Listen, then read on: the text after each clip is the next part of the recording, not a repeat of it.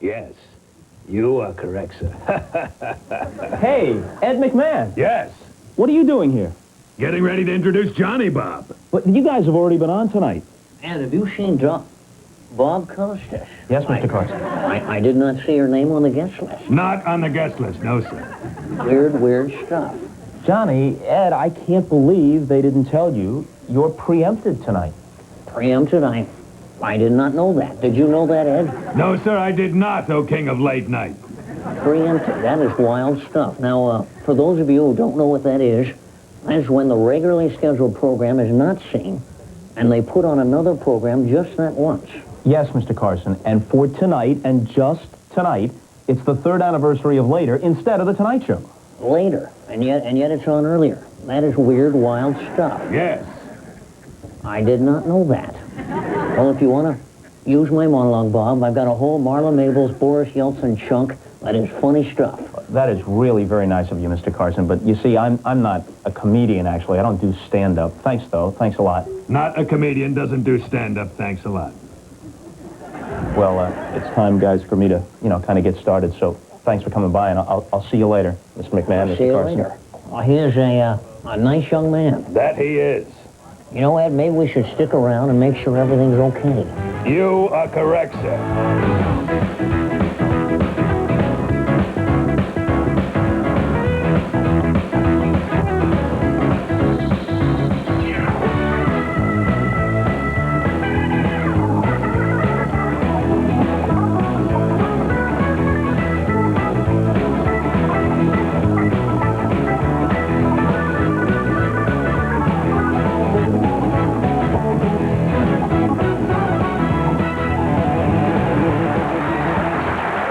Kind of nice of Johnny and Ed to stop by like this. Ordinarily, in this time slot, you'd be seeing Johnny doing his monologue, a comedy institution.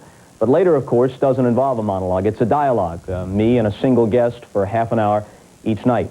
And when you've got comedians dropping by from time to time, like Billy Crystal, Mel Brooks, Richard Lewis, Dana Carvey, I figure the best strategy is just to get the heck out of the way. You're Dana Carvey. You do me better than I do me. If there wasn't a me, there'd be a you doing me. I'm Casey Kasem. In a brief overview, what have you had done? Oh, brief. Well, everything. Tommy? And then that night I went home and I had a nightmare about Casey. And in my dream, I'm walking into the kitchen and Casey's there, nude with a butcher knife. You know how weird your dreams can be. And I go, Casey, what are you doing? He goes, shut your lousy stinking mouth. Shut your mouth or I'll shut it for you. I'll cut you open like a 2-pound trout, and it won't feel very good. I'm Casey Kasem. Forehead, cheeks, nose, eyes, many times. Nelson Hepburn, I would do, which was a second cousin of Katharine Hepburn, hot dog vendor. What is there a smell here? Well, it's life. There's so much. You never know what's going to happen. Heaven's sake, but Nelson's proud of his life. You cut the wieners every day, make sure that they're pure. Then I woke up drenched in sweat in the fetal position on the kitchen floor. And I stood up and I saw myself in the microwave, the reflection. I started doing the church lady randomly. And then my wife just shook me. We went out for breakfast and I'm here now. Haven't we all had that experience? Good, come back. I'm sorry, am I rambling? My fear is that the dry cleaners are wearing my clothes. Because I can't understand what is taking 4 days. And I have this fantasy that I'm going to just bump into a dry cleaner at a party and he's going to be wearing my sweater. And I'll be able to go, that better be ready by tomorrow. I'm Cy Sperling, Hair Club for Men. I'll show you some of the good and not so good points of hair weaves, and it's like a one-page booklet. And you see people swimming with his method, but carefully. You are a winner, sir.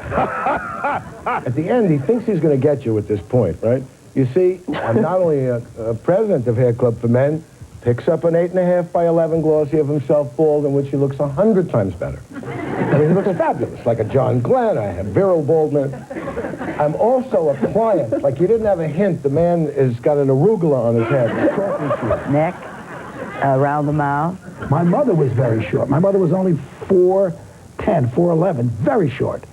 Now, think of this.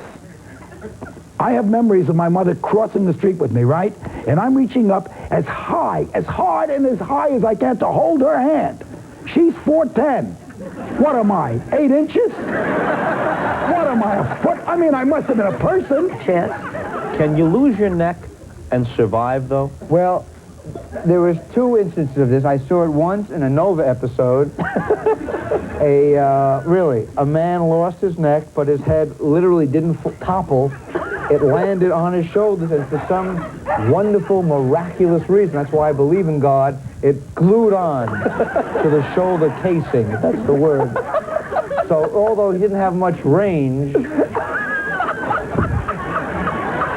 neck was on. Well, they unscrew the nipples and put them off to the side.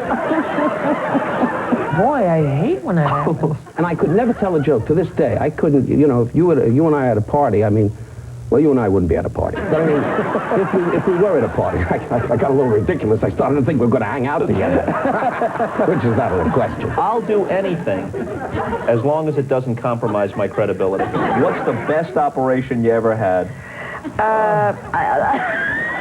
You poor darling.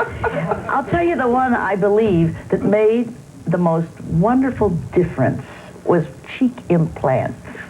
In your face? Yes. Where else?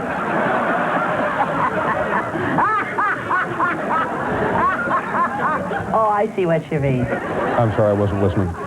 Yes, well, perhaps that's understandable, Dave, because probably like me, you're not partial to material that's too broad and obvious.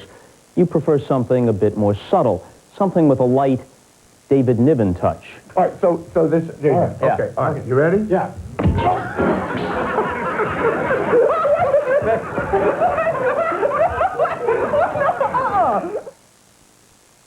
This is no ordinary gumball. It's the gumball that introduced the world to NutraSweet. 10 years later, NutraSweet is everywhere in 4,000 products that are enjoyed by 200 million people in over 50 countries. When a gumball does something like that, there's only one thing to do.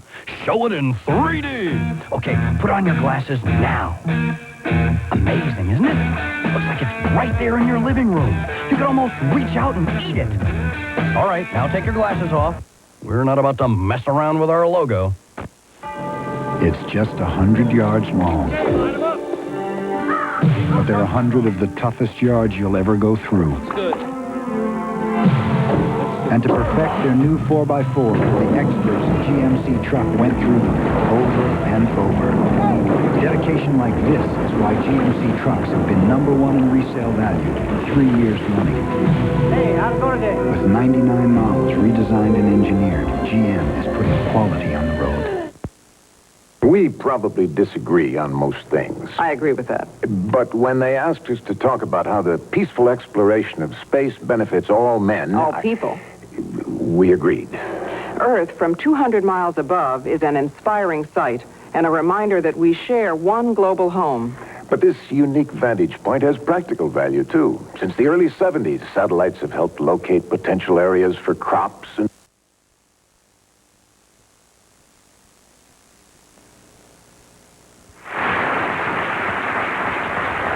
You know, folks, we've always wanted music to be a big part of this show. I remember one night sitting here in this studio with Paul Simon and thinking not only how interesting and at times even compelling his observations about his work were, but what a kick it was to talk with a guy whose music I've listened to since I was 13 years old.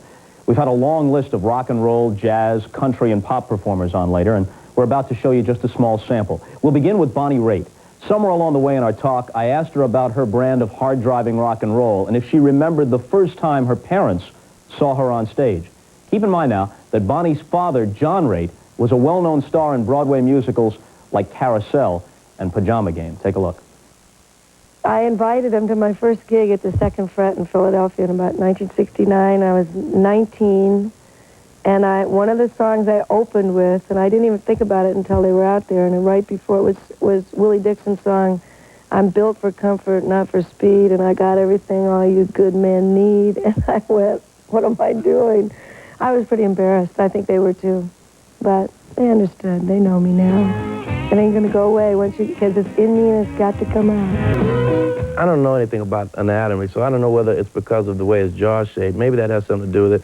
But you hear my voice has a lot of air in it. Well, when Sinatra talks, it's a lot of tone.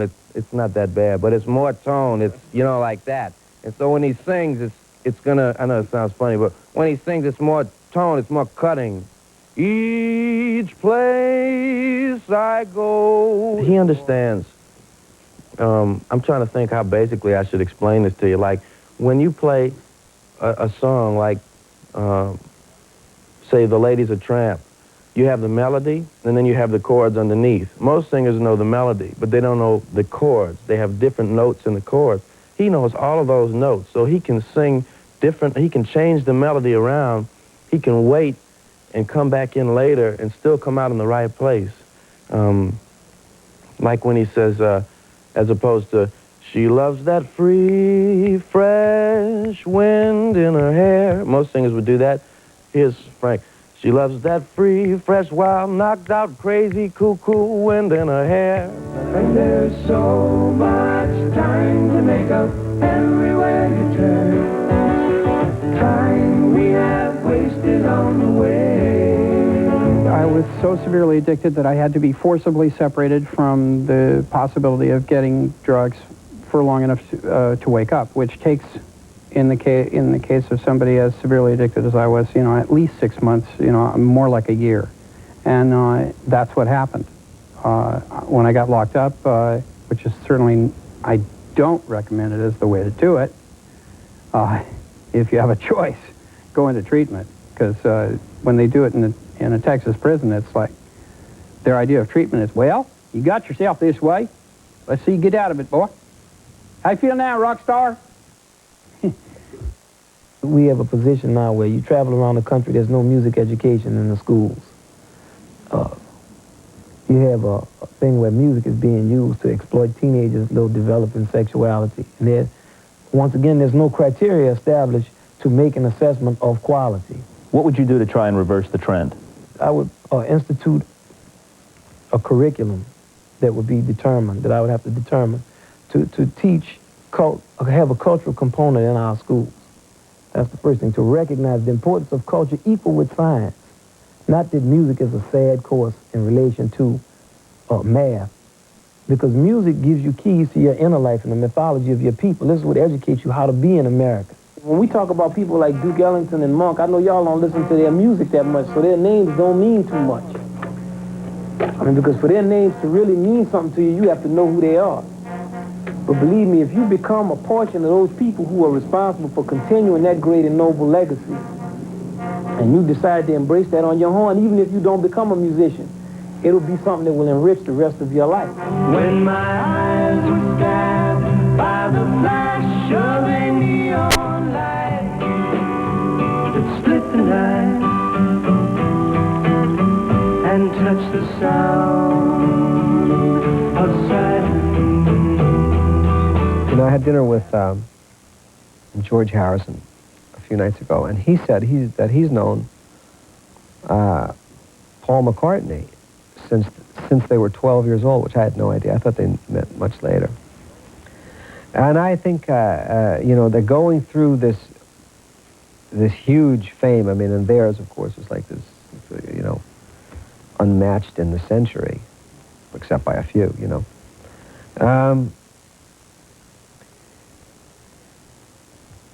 It's weird. It makes it weird. It makes it weird. And it makes the friendship stressful, especially if there's comparisons made. As there were in the case of the Beatles, you know, everyone was described as this was the Beatle who did this, the Beatle who did that, you know. And similarly with Artie, there's a certain amount of competitiveness that's, you know, dealt into the equation by comparisons, and that's unhealthy. It's not good for friendship. As I look from the outside at what you might call the image of Paul and Artie, it was my perception that Artie could use a little more beefing up. Paul played the guitar, Paul wrote the songs, Paul did most of the talking, and in the same way that I would have looked at the difference between McCartney and George Harrison, I looked at Paul and Artie, and I thought, Garfunkel in a movie is very nice for Simon and Garfunkel. See, that's something I don't think Paul's ever really believed I don't think he sees that. And it was down in Asbury Park. He was playing at a place called the Student Prince. And Bruce used to tell the story on stage. You know, it's really true. It was raining and wind was blowing like crazy. I walked into this club. I opened the door, and a gust of wind tore the door down, right off the hinges. The door blows down the street. I walk into the club, and just this little scrawny white boy standing there. I said, "Hey, man, let me sit in with you." Sure. You know, what is he going to say? Most of my friends don't know what they're going to do after graduation, but I've already locked in guaranteed skill training in the Army. Qualify now and you can reserve even the Army's most sought-after technical training, up to 12 months in advance, through the Army's delayed entry program. Sure, being a soldier won't be easy, but then nothing worth having ever is.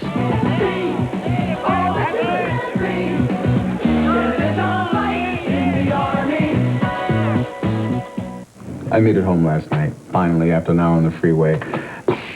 The light bulb balloons. Okay, get up on the ladder. And while I'm up there, the phone rings. I gotta come back down the ladder. This guy's promising me big savings if I leave AT&T. No way. Big savings. So I tell him, listen, I'm not paying a lot now. With AT&T, I don't have to question, I don't have to worry about my long distance. Give me a break. It's just not AT&T. You got to keep your head in the game, even in practice. When I'm hungry and I don't concentrate, the plays just don't work, and I'll go out and grab a Snickers.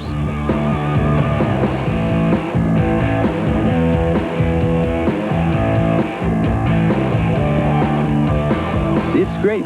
Snickers gets rid of my hunger. Can concentrate later on in the game, keep things going.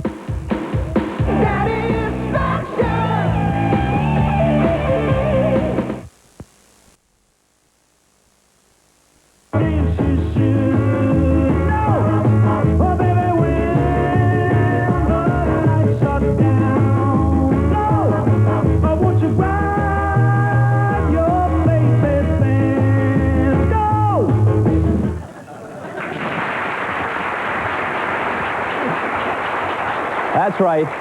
No decent American can watch Ralph and Alice Cramden go at it and not laugh. I've seen every episode of The Honeymooners about 83 times, and I'm still waiting for them to stop being funny.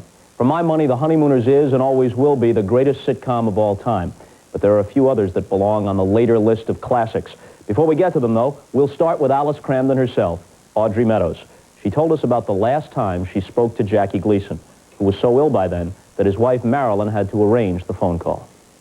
And she said, Audrey, now don't feel badly because he doesn't speak very clearly now. He kind of mumbles, and we have a hard time figuring out what he means. And I said, I know, Marilyn, I understand. So I could hear her as she took the phone from the closet over to the bed, and she said, Jackie, it's Audrey. It's Alice. It's your Alice. And he picked up the phone, and I said, hello, Jack. And the first sentence I didn't understand at all. And I said, Jackie, it just occurred to me. I said, I was just thinking, after all these years, I never really thanked you for giving me the part of Alice. And as clear as a bell, his voice came through and he said, I knew what I was doing. I always knew what I was doing, with that wonderful reading that he had.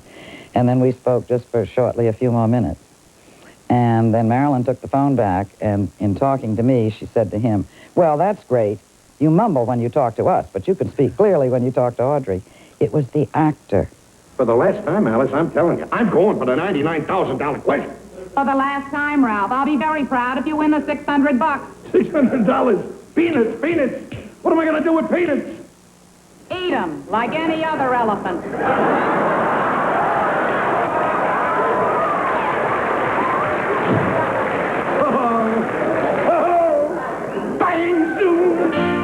The Dick Van Dyke Show. Starring Dick Van Dyke. I remember the first show, somebody said, show business? Nobody is interested in show business. One of the heads of CBS said, and he said, why can't you make them insurance people so people will know that?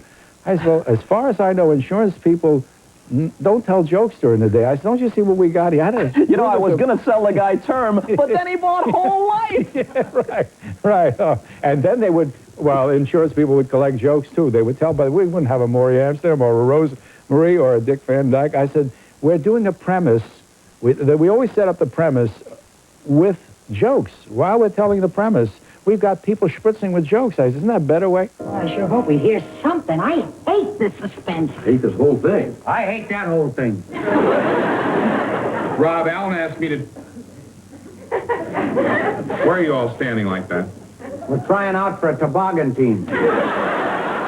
Without a doubt, my favorite one, and it was the one in which Carl realized that I might have some comedic ability, was the episode in which I tried to bleach my hair blonde, and for God knows whatever reason, only half of it ended up blonde and the other half was brown, and I had to come out and show Rob what I had done and cry and try to talk at the same time. And it was a really funny scene for me. And from that point on, Carl started writing lines other than, would you pass the cream, honey, and did you have a good day? Honey, why? Why? Well, yesterday morning, and I kissed you, and you said, don't do that.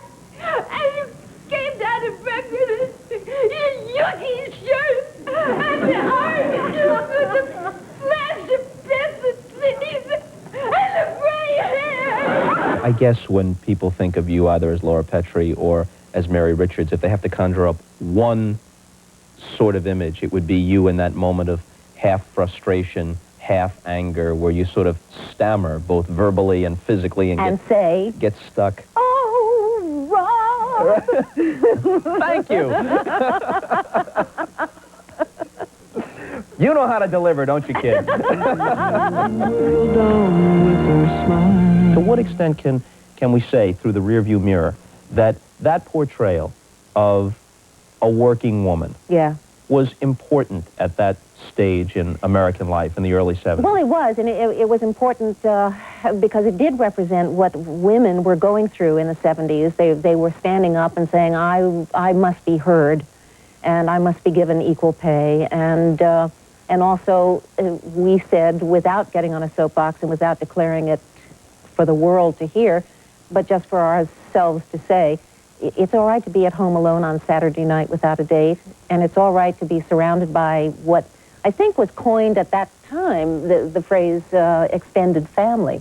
As long as you had the people with whom you worked around you, and as long as they loved and supported you, and you could fight with them and make up with them, that was a pretty good life. What religion are you? Mr. Grant, I don't quite know how to say this, but you're not allowed to ask that when someone's applying for a job. It's against the law. Want to call a cop? No. Good. Would you think I was violating your civil rights if I asked if you're married? Presbyterian. Look, miss, would you try answering the questions as I ask them? Yes, Mr. Grant, I will, but it does seem that you've been asking a lot of very personal questions that don't have a thing to do with my qualifications for this job. You know what? You got spunk. Well, I hate spunk. But in Mary, the rest of us sort of liked it. Another quality we admire is candor, which brings us to Mary Lou Henner. It seems that Mary Lou possesses an interesting talent. She can recall, off the top of her head, what she was doing on any date in her life. Finally, after running through a series of random dates that only she could remember and verify, I decided to try one date we all recall, the night that men first walked on the moon in 1969. I was in high school, and it was July the 20th. It was a Sunday night. Did someone tell you this? No, I promise you they didn't. I'd be honest That's with the you. night I lost my virginity, okay? Well, for one thing we know for sure, Neil Armstrong wasn't the culprit. Did someone tell you that? I swear. Okay, all right. Can we cut that part out? All right, standing up in a shower. The reinvention of the Ford Escort added a new level of design and performance to small cars. And now, we've added a new, more sophisticated Ford Escort. Introducing the new four-door Ford Escort LX sedan, a car designed to offer exceptional value and quality, and even the power of the GT, but with a style all its own. Have you wanted a style all your own? Have you driven a Ford lately?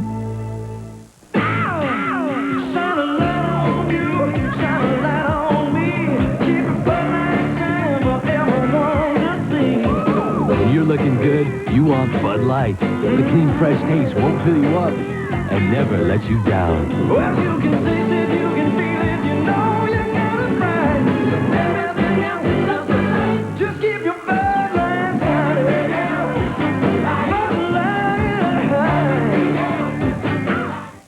Why put up with glasses that just don't fit? LensCrafters has so many ways to fit your snug points. Like snug fit pads that flex to comfortably hug your nose. LensCrafters, better fit for greater comfort in about an hour. I crave snacks, but sometimes those calories have to be tabled. No problem. I've got Wrigley's Spearmint Gum. The great taste I love and only 10 little calories. Instead of munching, I enjoy pure chewing satisfaction. The Colonel never licked this off his fingers. Looks like Burger King fell asleep on the throne.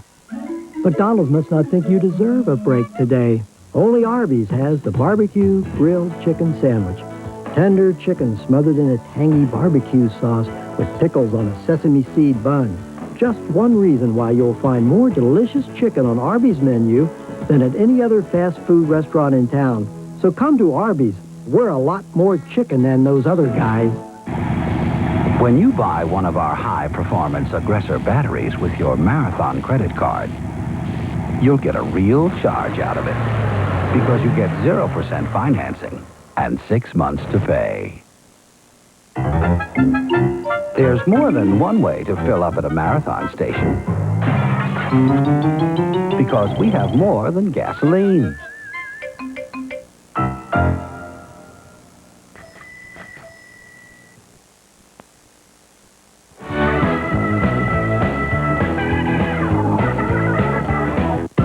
If you've seen enough specials for one night, tune in to Late Night with B.B. King and Michael McKean. Ladies and gentlemen, tonight's show is biodegradable. Hi, I'm Jeff Daniels. Now, for those of you who don't know, this is a promotional announcement for Saturday Night Live.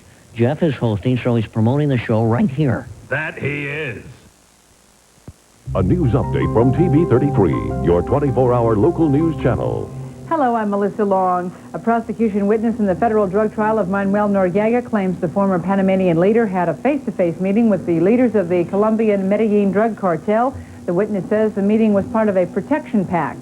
And the ousted leader of Haiti has asked the UN Security Council to help reverse the military coup that forced his exile. More news in an hour, weather in 30 minutes.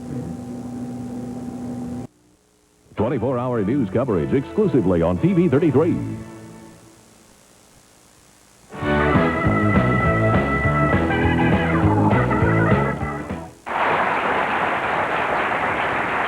We often try to take a different look at the movies on Later, talking at length with the people who make them. Our format allows them the time to explain more fully what we see on the screen. As we looked over the tapes, we were struck by how passionate some of them were when talking about their craft. It's the moment where Jake, the guy, spurs his own horse before I can do it and hangs himself. And I don't know, for whatever reason, the director said, let's try it one more time. We were satisfied. And the director said, I'm surprised he didn't have it in the final cut. He said, let's go one more time. I said, fine. So when they had two cameras, and when the horse went out, I had as good a moment as I've ever had in my career. I don't know what took over my body physically and emotionally. Something just began to shake and happen that I can't explain. I don't know if I could ever do it again, but it just happened involuntarily. And they forgot to put it in for whatever reason. And then when I got a hold of the producer, he did put it in. Well, adios, boys. Hope you won't hold it against me.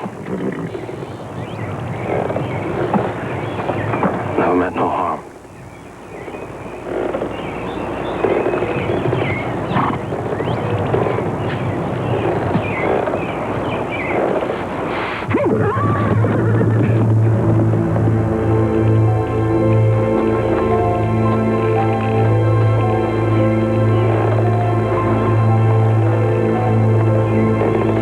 in my research reading about these Texas Rangers, when one of their leaders was killed along the Rio Grande, collectively they just broke down and wept, all of these tough, mercenary type of men. So I think that you got to be willing to show this other side of these guys.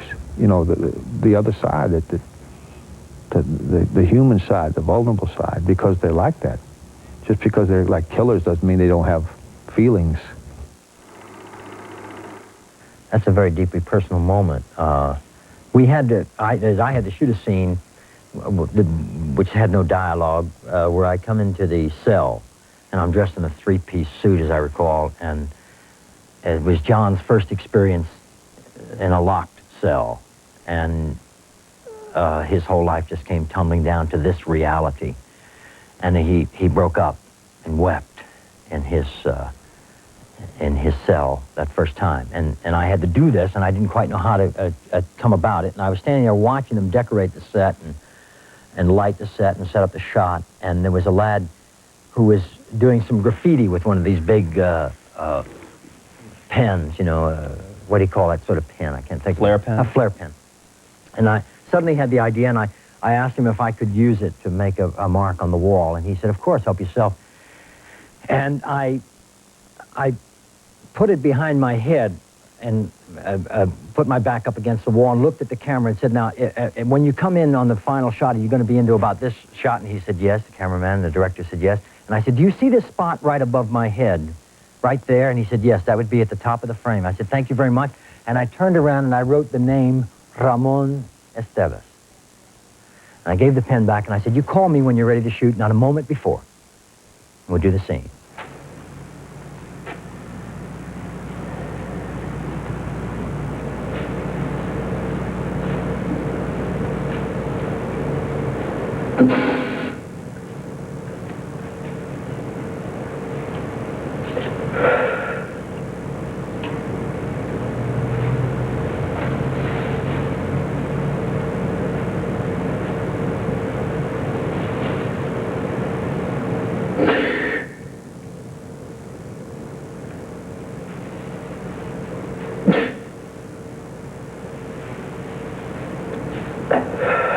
The only person in my life who ever called me Ramon was my father. I missed my father's funeral because I was looking after my sister who had a near-death experience at the time my dad died. And I stayed with her in New York. And the rest of the family went to Ohio for the funeral. So I never mourned him. And I took that opportunity to do it. That's sometimes what is sacramental about acting. You can redeem a lot of feelings and a lot of your spirit by recalling something had happened. We shot it once, and it's there, and it's my...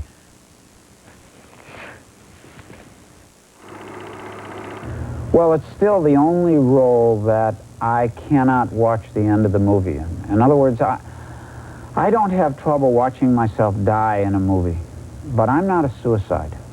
And I have trouble watching myself take my own life. I always felt that maybe if anything was right or wrong about Vietnam, the only thing that should have never happened was guys like that should not have had to do what my character did at the end of the movie. Somebody should have been there to put their arm around him and say, hey, you don't need to do this, it's okay. I knew people like that, and I've known, not necessarily in war only, but in life. Does the sniffling and sneezing that's keeping you up at night tell you your cold pill isn't doing all it should? Does your coughing and sore throat give you the feeling those tiny time pills aren't so advanced? Then it's time to try the new NyQuil Liquid Cap. It has the relief you expect of liquid medicines for coughs and sore throats, plus relief for sneezing and congestion. The Vicks NyQuil Liquid Cap, the very first nighttime sniffling, sneezing, coughing, aching, sore throat fever so you can rest. Liquid Cap. Pontiac's journey down Pikes Peak is legendary. He'd be heading down about now. I checked the brakes. 24 steep miles. Punishing these brakes hundreds of times, Pontiac superheats them to the very edge of endurance. He's tough on those brakes. Heats them up. Dedication like this is why the brakes in 1991 GM cars are rated the highest in satisfaction of all domestics. Morning, guys. Davey! 99 models redesigned and engineered, GM is putting quality on the road. 4 days only. All Craftsman tools, all Craftsman lawn and garden equipment, and every gallon of paint are on sale. Save 10 to 33%. But hurry, it all ends Saturday at Sears. You're pure, you're natural, you're one of a kind. Ivory. It's so mild, more people baby their skin with it than any other soap. You're my ivory, baby. Okay, dealer's choice. The following clips belong to no particular category except one. I like them. We did 2 shows with Steve Allen, who pioneered in late night with the original Tonight Show. Let's take a look. Letterman makes no bones about the fact that you're the guy who invented the stunts that are now called by a new generation Letterman-esque, originally were Allen-esque. I mean, some of it to a T, like when David lowers himself into a vat of water as a human Alka-Seltzer tablet. Well, you had done that as a human iced tea bag. Right. Who's screaming one more time? Hey, it's iced tea. Now they put the ice cubes in. Here goes the sugar. Here goes the lemon. Just a little twist of lemon. Oh, a little twist of...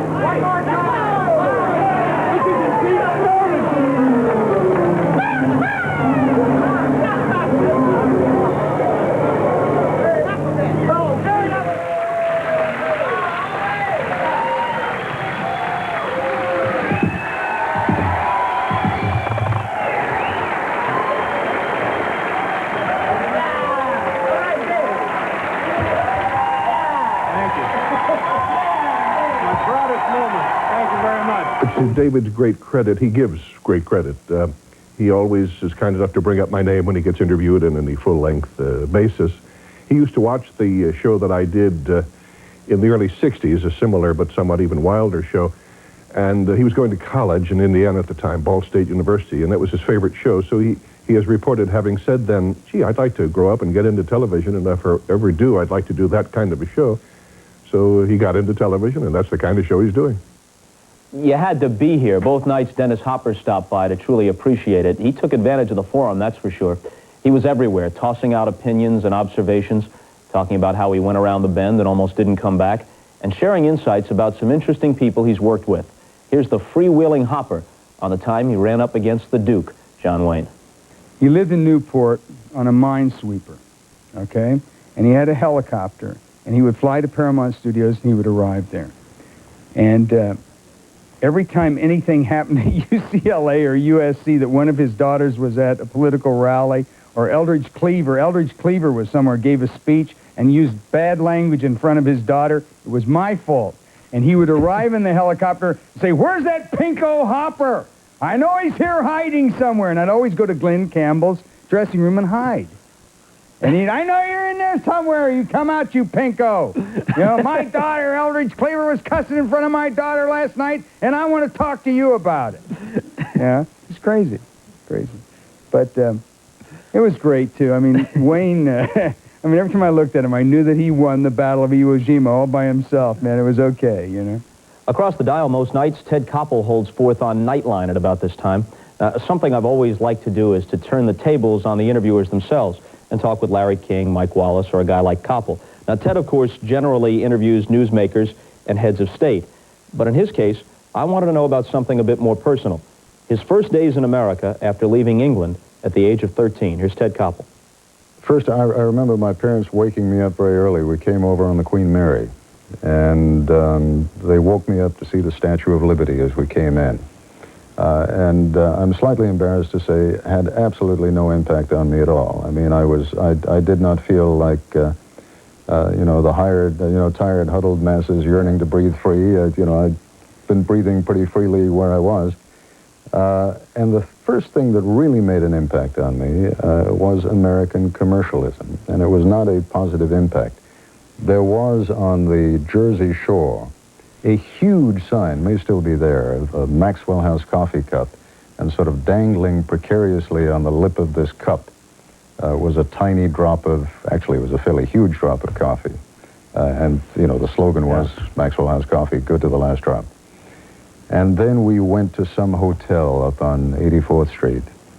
And this was back in 1953, and there were no television sets in the room, and there was radio, and I turned on the radio. And there was an ad, I will never forget it, for brioskis. Eat too much, drink too much, take Brioski, it's best for you. And this was 1953. It was not too long after the Second World War. Rationing of some things in England had just ended the year before. I mean, sugar rationing, candy rationing, for example, had just ended.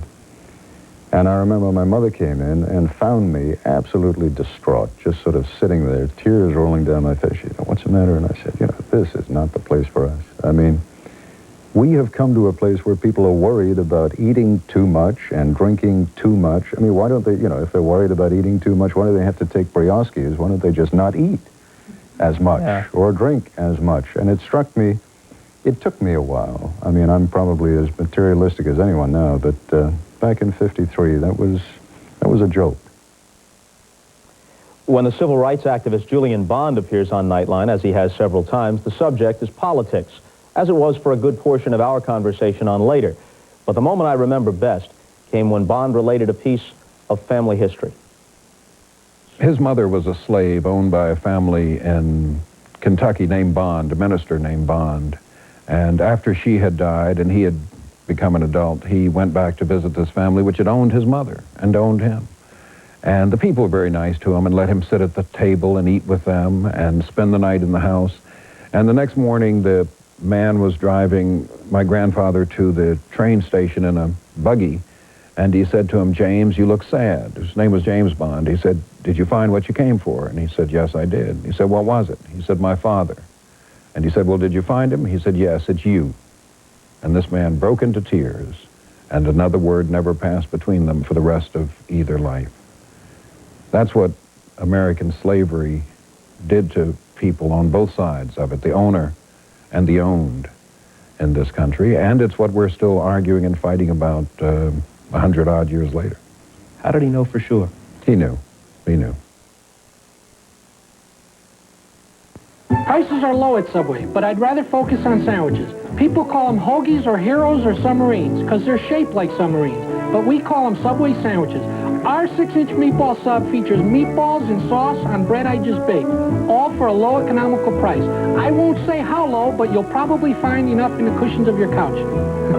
For 25 years, Subway has quietly made some of the best sandwiches anywhere, like the 6-inch meatball sub, only $1.69, only at Subway.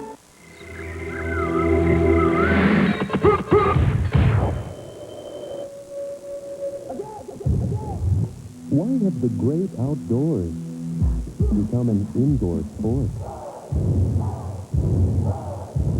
Try Spud Dry. It's dry brewed, not watered down, to drink light yet satisfied completely.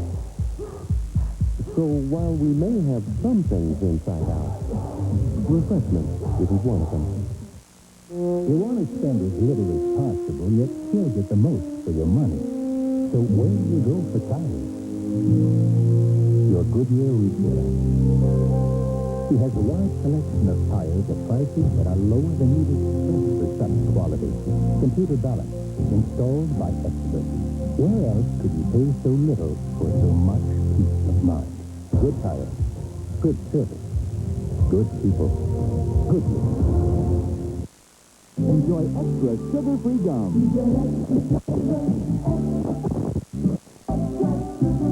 The long-lasting sugar-free gum is extra with NutraSweet for extra refreshing flavor that lasts an extra, extra, extra long time.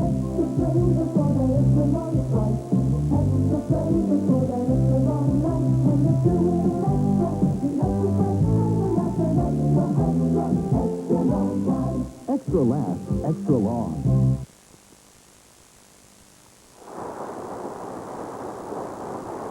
With some much-asked questions.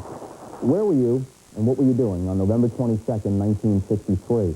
Like all later guests, the people you're about to see talked about a wide variety of things. But they have at least one thing in common. They were all living and reporting the minute-by-minute events on that fateful day.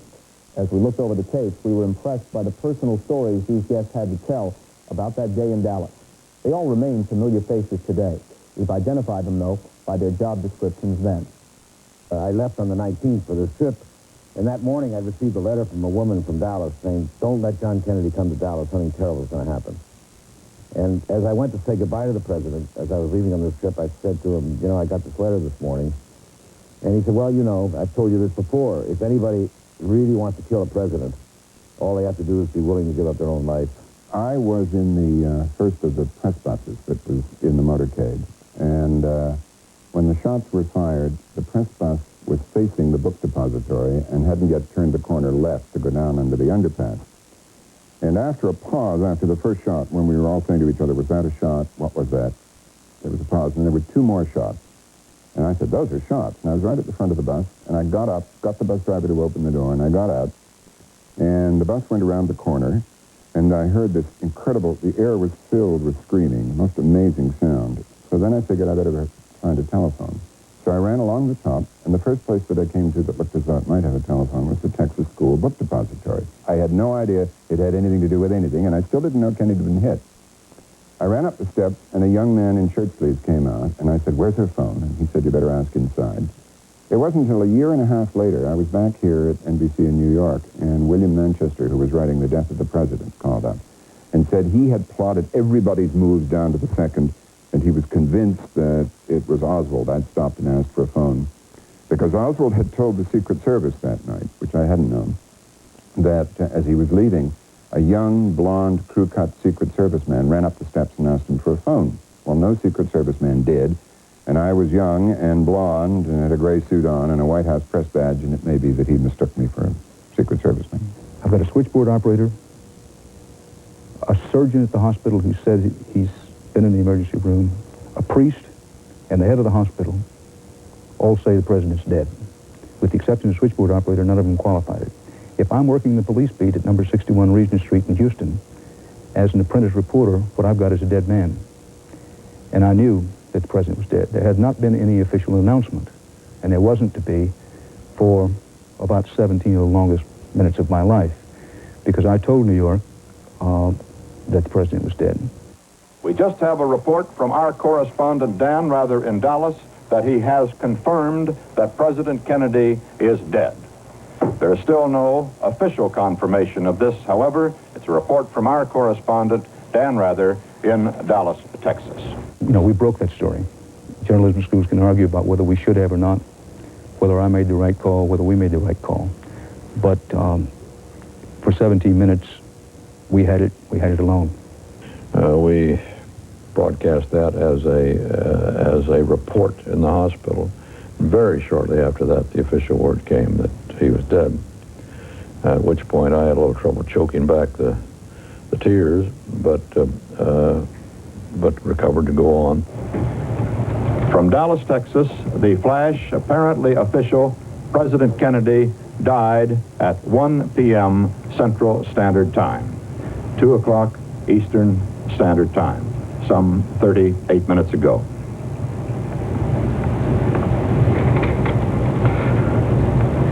Vice President Lyndon Johnson has left the hospital in Dallas, but we do not know to where he has proceeded.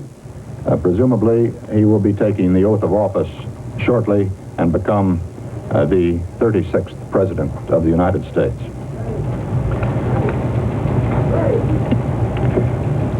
I began just fielding telephones, and at one point picked up the phone, and a caller said, "Is there anyone there who can take me to Dallas?"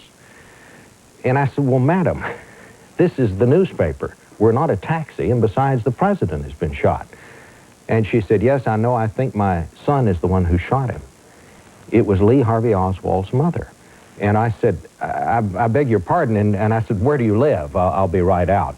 And so, to make a long story short, I went out to her house and took her to Dallas. The investigation into the death of President John Kennedy and the possibly related death of a Dallas policeman is continuing at this hour.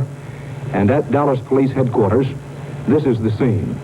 This is 24-year-old Lee H. Oswald, who lives in Irving, a suburb of Dallas.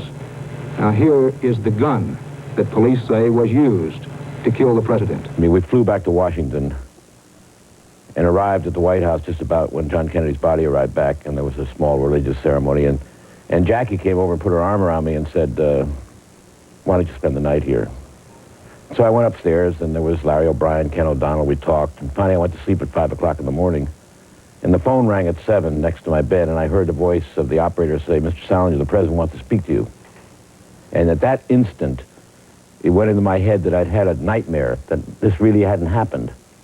And then I heard a voice say, "Pierre, this is Lyndon," which was really the moment that I understood that John Kennedy was really dead. I'm absolutely convinced today, as I was then, that our basic conclusions were correct, and those were that Lee Harvey Oswald committed the assassination. And secondly, that our commission found no evidence of a conspiracy, foreign or domestic. Those basic conclusions, I'm absolutely convinced, are sound. Interesting, isn't it, that former President Ford, the last surviving member of the Warren Commission, still holds fast in his insistence that their basic conclusions were correct, even when we challenged him with all the observations about conspiracy theories and the findings of a Senate Select Committee.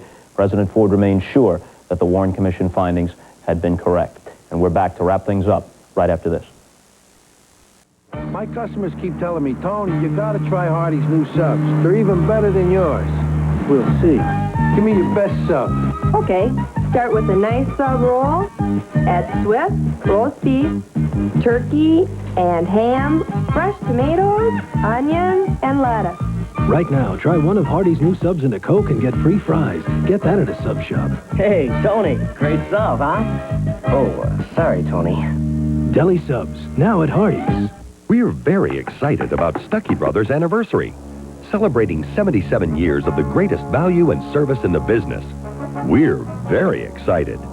During our sale, you'll find many appliances at special anniversary sale prices, like top-quality Frigidaire appliances at our lowest prices this year. On top of that, get the bonus of a Frigidaire factory rebate. Hurry before the cake's gone and special offers expire. Stuckey Brothers in Fort Wayne and all other Stuckey outlets near you. Touchstone Pictures presents Goldie Hawn in a performance critics are calling compelling. She's worth her weight in gold, raves Jules. Oh my gosh! There's no place left to go now. Deceived will have you grabbing your seat in fear. Somebody help me! This is the classiest thriller in years. If you like Hitchcock, you'll love Deceived. Deceived. Rated PG-13. Now playing at a theater near you.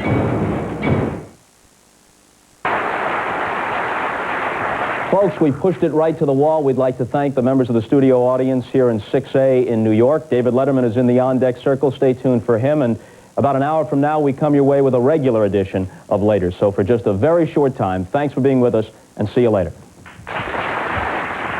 Funny stuff. Nice. I can't believe you guys are still here. Well, we didn't have anywhere to go, Bob, and we thought we'd hang out and make sure everything was okay. Well, that's nice of you. Funny stuff. You know, I gotta say, that Mary Lou Henner thing was a little wild. In the shower, my kind of gal. Well, I really appreciate this, guys. You know, you're being interested in the show and everything, and you can have the time slot back tomorrow night, okay? Well, you bet your sweet ass we'll be back tomorrow night. Little weasel.